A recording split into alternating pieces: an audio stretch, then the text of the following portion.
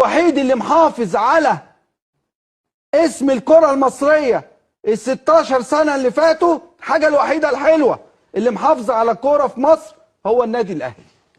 والله العظيم عشان مستقر. هو الناس. انا مالي بقى مستقر ولا مش مستقر؟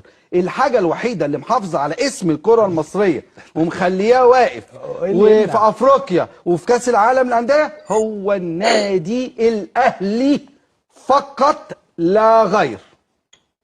بنشوف محاولات بقى، لكن النادي الاهلي اللي محافظ لك هو البالانس اللي في الكره المصريه، هو السيستم الوحيد الناجح في الكره المصريه. دي حقيقه. بس هقول لك على حاجه، اتحاد الكره اتعلموا من النادي الاهلي، اتعلموا من النادي الاهلي. مش انا قلت لكم قبل كده انتوا بتتشطروا على النادي الاهلي؟ اتعلموا من النادي الاهلي. مش عيب، مش عيب، كلنا بنتعلم. اتفضل يا استاذ. اللي طلع على المنصات الافريقيه بيراميدز والاهلي.